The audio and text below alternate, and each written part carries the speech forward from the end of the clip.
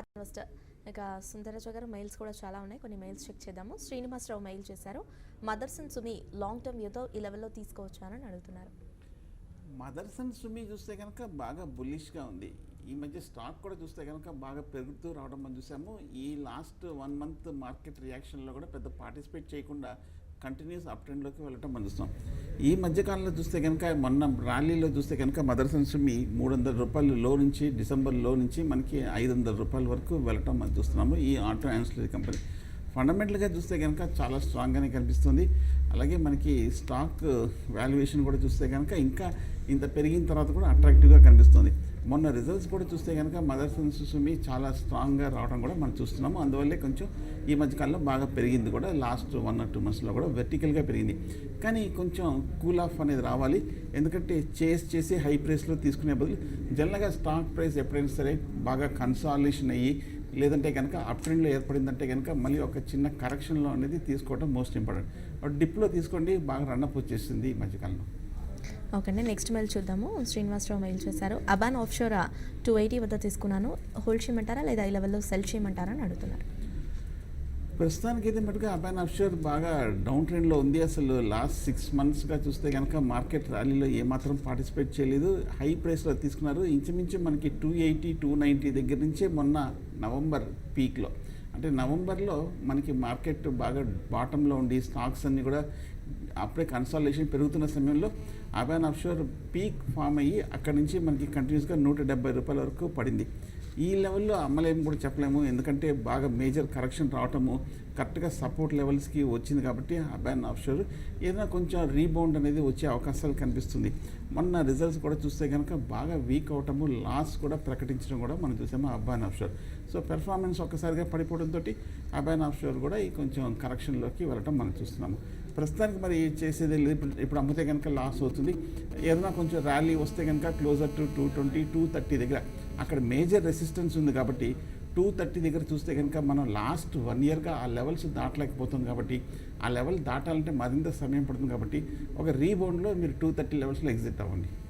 అక్కడే next mail చూద్దాం. Ranjith Nadella mail చేశారు. ఏవిటీ న్యాచురల్స్ 45 వద్ద అండ్ హాల్డైన్ గ్లాసెస్ 42 వద్ద హోల్డ్ చేస్తూ ఉన్నాను 6 months వ్యూతో.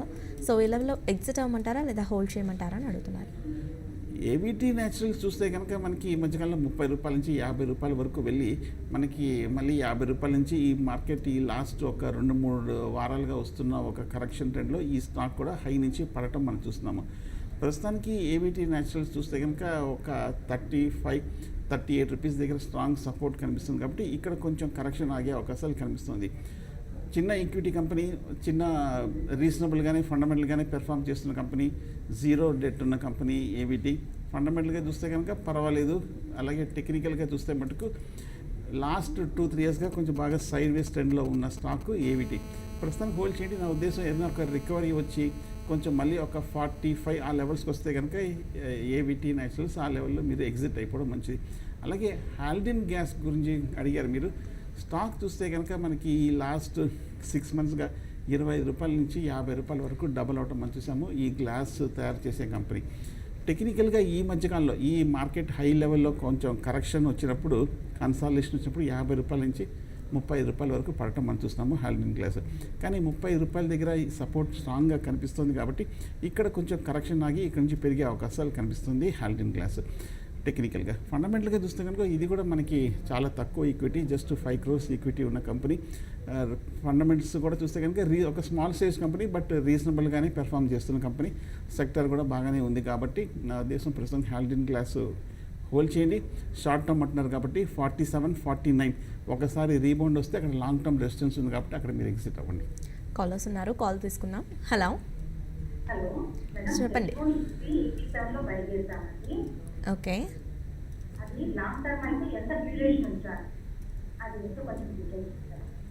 ఓకే. మీరు అడిగింది హెచ్ఓఈసీ కదండి. హెచ్ఓఈసీ ప్రస్తుతానికైతే మీరు హోల్డ్ చేయండి.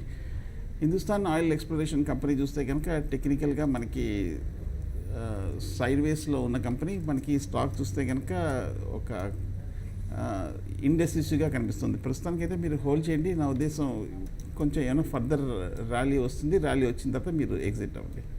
ఓకే అండి, నెక్స్ట్ మెయిల్ చూద్దాము. వాణి మెయిల్ చేశారు. DHFL and ICICI bank short term target levels ఎలా ఉన్నాయని అడుగుతున్నారు. అండ్ ఈ లెవెల్లో షార్ట్ టర్మ్ యూతో వీసా ఇండస్ట్రీస్ తీసుకోవచ్చా అని అడుగుతున్నారు. ఫస్ట్ దివాన్ హౌసింగ్ గురించి అడిగినట్టున్నారు. Yeah. దివాన్ హౌసింగ్ బాగా బులిష్గా ఉంది. ఈ మధ్య చూస్తే కనుక 250 రూపాయల నుంచి మనకి బాగా అప్ ట్రెండ్లోకి వెళ్ళటం మనం చూస్తున్నాము.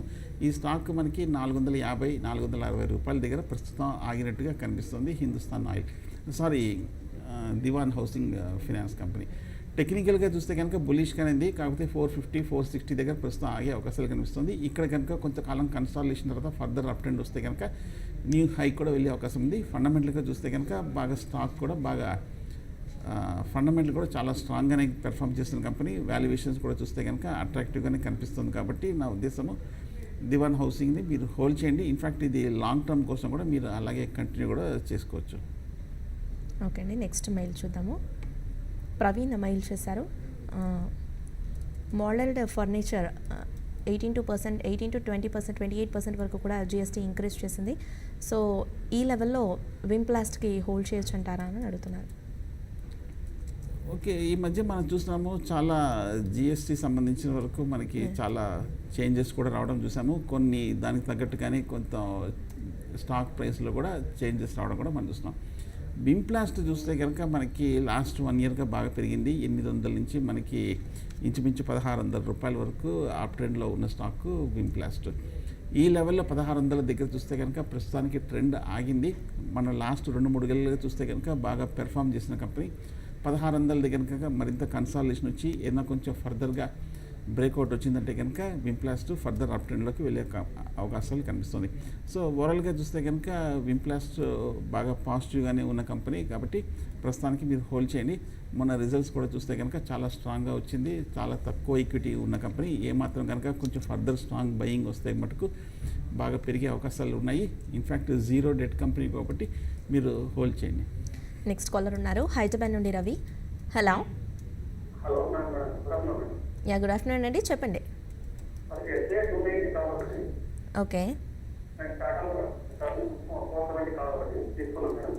ఓకే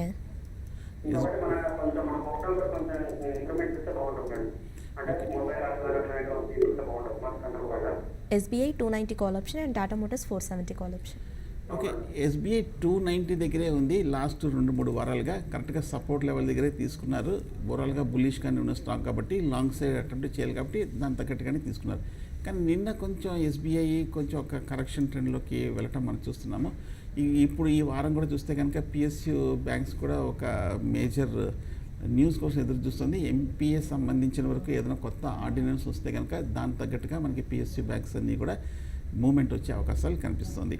ప్రస్తుతానికి 280 దగ్గర చాలా స్ట్రాంగ్ సపోర్ట్ కనిపిస్తుంది. 280 దగ్గర బాగా నిలకడగా ఉంది. హోల్డ్ చేయండి. ఏమాత్రం పాజిటివ్ న్యూస్ వచ్చిందంటే కనుక ఎస్బీఐ మళ్ళీ 300, 305 రెసిస్టెన్స్ వరకు వెళ్ళే అవకాశం ఉంది. అదేవిధంగా స్టాప్ లాస్ కూడా మోస్ట్ ఇంపార్టెంట్ షార్ట్ టర్మ్ ట్రేడింగ్లో కాబట్టి 280 కింద దిగి 280 కింద క్లోజ్ అయితే మటుకు షార్ట్ టర్మ్ వీక్ అవుతుంది కాబట్టి సో క్లోజింగ్ బేసిస్ మీద 280 కింద స్టాప్ లాస్ పెట్టి హోల్డ్ చేయండి. అలాగే టాటా మోటార్స్ కూడా అడిగినట్టున్నారు. టాటా మోటార్స్ స్లైట్గా వీక్గా ఉందండి. లాస్ట్ 2 వారాలుగా చూస్తే కనుక మనకి కొంచెం హై నుంచి 490 రూపాయల నుంచి కరెక్షన్ వెళ్ళటం చూస్తున్నాము ఈ స్టాక్. ప్రస్తుతానికైతే మటుకు నా ఉద్దేశం కొంచెం వీక్గానే ఉంది. 450 దగ్గర సపోర్ట్ ఉంది కాబట్టి కరెక్ట్గా 450 దగ్గర ప్రస్తుతానికి ట్రేడ్ అవుతుంది ఈ స్టాక్. నా ఉద్దేశం క్లోజింగ్ బేసిస్ మీద 450 కింద క్లోజింగ్ బేసిస్ మీద స్టాప్ లాస్ పెట్టి హోల్డ్ చేయండి. స్టాక్ కొంచెం కరెక్షన్ ట్రెండ్లో ఉందని అనిపిస్తుంది. ఓకే అండి, నెక్స్ట్ కాలర్ ఉన్నారు. హలో. Hello, hello. చెప్పండి, ఏ స్టాక్ గురించి తెలుసుకోవాలనుకుంటున్నారు? హోల్డ్ చేస్తున్నారా లేదా ఈ లెవెల్లో తీసుకుందాం అనుకుంటున్నారా? ఓకే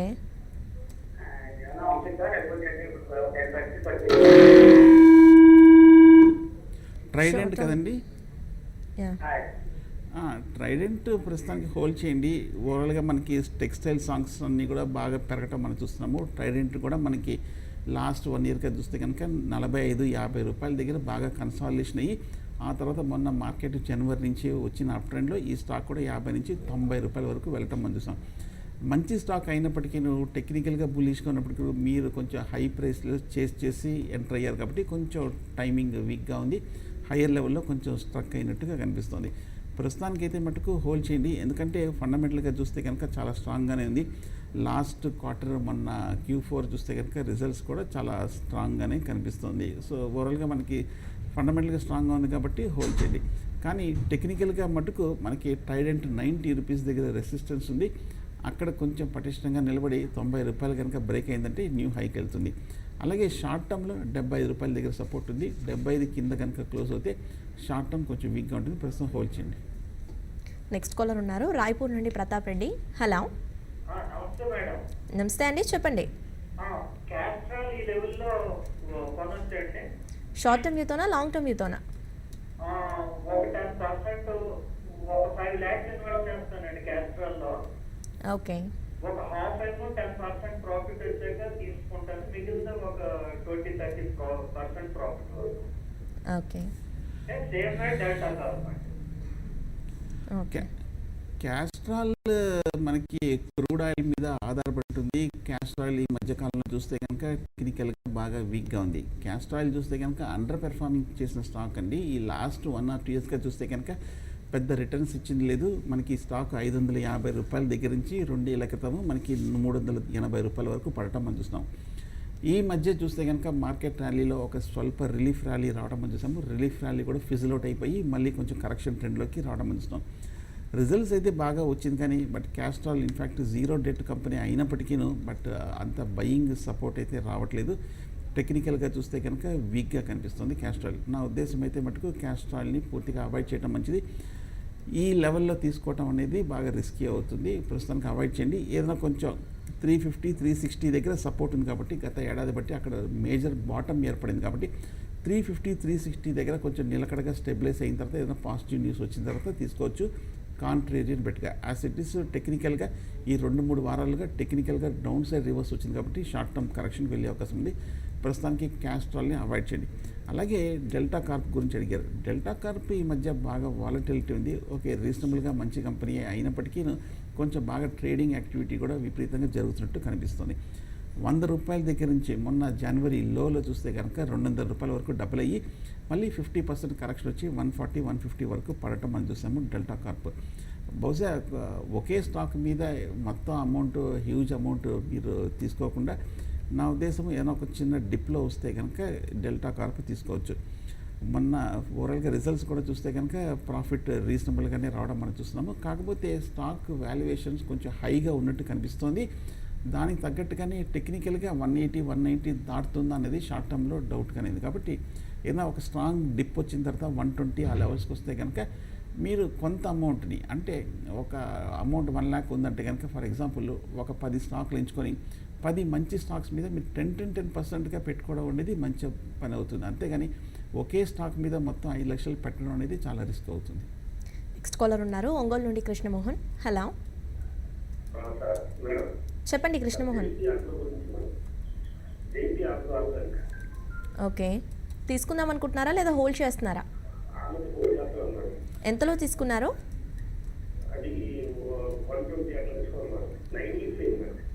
ఓకే, 9 yearsగా హోల్డ్ చేస్తున్నారు. షార్ట్ టర్మ్ అనే ఓకే, షూర్ అండి. చాలా గ్రేట్ అండి, కంగ్రాచులేషన్స్. ఎందుకంటే 9 years బట్టి ఇంత మంచి స్టాక్ని ఇన్ఫ్యాక్ట్ 9 బ్యాగర్స్ అయిన స్టాక్స్ బాగా మంచి రిటర్న్ ఇచ్చింది. సో ఇటువంటి స్టాక్ని ఎగ్జిట్ అవటం ఆలోచన లేకుండా అలాగే అట్టి పెట్టుకుంటే మంచిది. మీకు మంచి వెల్త్ కూడా క్రియేట్ అయిన స్టాక్ కాబట్టి మీరు హోల్డ్ చేయండి. ఈక్విటీ కూడా బాగా తక్కువగానే ఉంది. మొన్న రిజల్ట్స్ కూడా చూస్తే కనుక ఓవరాల్గా మనకి జయంత్ అగ్రో కూడా బాగా స్ట్రాంగ్గానే కనిపిస్తోంది. మనకి అవుట్లుక్ కూడా చూస్తే కనుక జయంత్ అగ్రో నెక్స్ట్ 1 or 2 yearsలో మనకి డబుల్ డిజిట్ గ్రోత్ కూడా ఉంటుందని కూడా మన కంపెనీ కూడా చెప్పడం మనం చూస్తున్నాము. సో లాంగ్ టర్మ్ కోసం అలాగే అట్టి పెట్టండి. అలాగే జనరల్గా ఏ స్టాక్ అయినా సరే ఎంత బాగా పెర్ఫార్మింగ్ స్టాక్ అయినా సరే మీరు తరచుగా వారానికి ఒకసారో లేదంటే 15 రోజులకి ఒకసారి కూడా చూస్తుండండి. ఏదైనా న్యూస్ కానీ ఏదైనా కొత్త యాక్టివిటీ కానీ డెవలప్మెంట్ వస్తుందో కూడా చూసుకుంటూ ఉండొచ్చు. దాని తగ్గట్టుగా మీరు ఏదో అప్పుడైనా అవసరమైతే కనుక మీరు ప్రాఫిట్ బుకింగ్ కూడా రెడీ అవ్వచ్చు. కానీ 1000 రూపీస్ దగ్గర టెక్నికల్గా చూస్తే కనుక ఓవర్ బాట్ పొజిషన్లో ఉంది. 1000 రూపీస్ దగ్గర ప్రస్తుతం కొంచెం షార్ట్ టర్మ్ అయితే ఆగినట్టు కనిపిస్తుంది. జయంత్ దగ్గర ఫండమెంటల్గా స్ట్రాంగ్ ఉంది కాబట్టి హోల్డ్ చేయండి మీరు. ఓకే అండి, లాస్ట్ మెయిల్ తీసుకున్నాము. జేపీ రెడ్డి మెయిల్ చేశారు. లింకన్ ఫార్మా 1500 షేర్స్ని 218 వద్ద తీసుకున్నాను. సో హోల్డ్ చేయమంటారా, ఈ లెవెల్లో లాస్ బుక్ చేయమంటారా అని అడుగుతున్నారు. లింకన్ ఫార్మా చూస్తే కనుక సైడ్ వేస్ ట్రెండ్లో ఉన్న స్టాక్. ఒకప్పుడు చూస్తే కనుక లింకన్ ఫార్మా లాస్ట్ 2 ఇయర్స్గా మనకి 50-60 రూపాయల నుంచి 300 రూపాయల వరకు పెరిగి ఈ గత 2 ఏళ్ళుగా చూస్తే కనుక 2016 టాప్ 300, అలాగే మనకి బాటమ్ చూస్తే కనుక 130 దగ్గర ఉండడం మనం చూస్తున్నాము. ఆ తర్వాత ఈ 2 ఏళ్ళు బట్టి చూస్తే కనుక ఒక మేజర్ ట్రేడింగ్ రేంజ్లో మూవ్ అవడం మనం చూస్తున్నాం. 130 నుంచి 260, 260 నుంచి 140 రూపాయల వరకు పడటం మనం చూస్తున్నాం. ప్రస్తుతానికి అయితే మటుకు కరెక్ట్గా సపోర్ట్ దగ్గర ఉంది. 160 దగ్గర ప్రస్తుతానికి కన్సాలిడేషన్ అవుతుంది.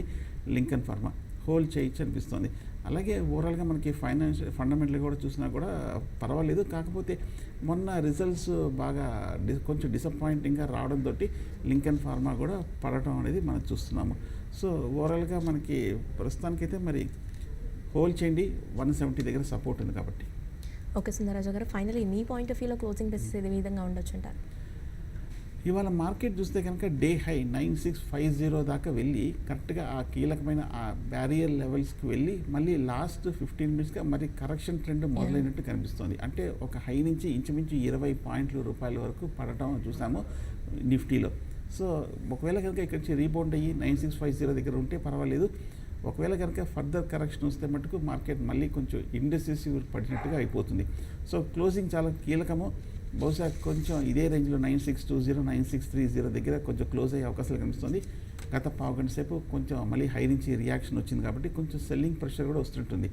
సో ఏదైనా సరే మార్కెట్ ఈ 2-3 రోజుల్లో 9600 కీలకమైన మద్దతు, దానిపై నిలబడాలి. దాని కింద క్లోజ్ అవుతే షార్ట్ టర్మ్ కరెక్షన్ ఉంటుంది. థ్యాంక్ యూ సుందరరాజు గారు.